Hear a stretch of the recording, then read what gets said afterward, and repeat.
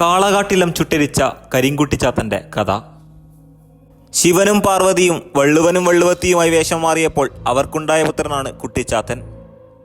മക്കളില്ലാത്ത കാളകാട്ടിലത്തെ നമ്പൂതിരിക്ക് ദൈവദത്തമായി കുട്ടിച്ചാത്തനെ മകനായി ലഭിച്ചു. അതോടെ കാളകാട്ടിലത്തെത്തിയ കുട്ടിച്ചാത്തൻ ബ്രാഹ്മണാചാരങ്ങൾക്ക് വിരുദ്ധമായി ശീലങ്ങൾ അനുവർത്തിക്കാൻ തുടങ്ങി.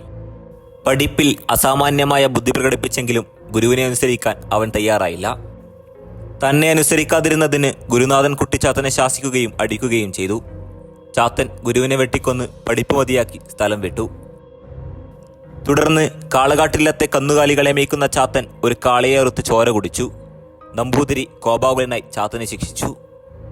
ഇത് ഇല്ലത്തെ അമ്മയുടെ ഏശന നിമിത്തമെന്ന് വിചാരിച്ച ചാത്തൻ അമ്മയുടെ മാറിലേക്ക് കല്ലെറിഞ്ഞു.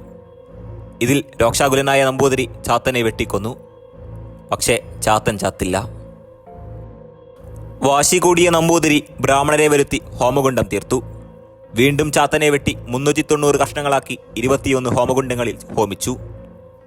ഈ ഹോമകുണ്ഡങ്ങളിൽ നിന്ന് അനേകം ചാത്തന്മാരുണ്ടായി.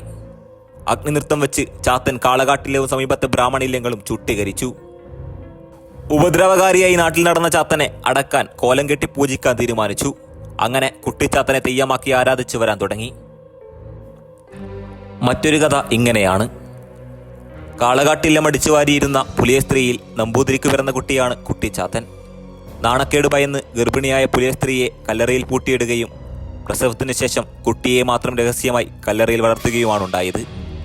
കുട്ടി വളർന്നു വരവെ കല്ലറക്കകത്തു നിന്നും അരിയും നെല്ലും പാവങ്ങളായ കീഴ്ജാതിക്കാർക്ക് മോഷ്ടിച്ചു കൊടുത്തതായും കഥകളുണ്ട്.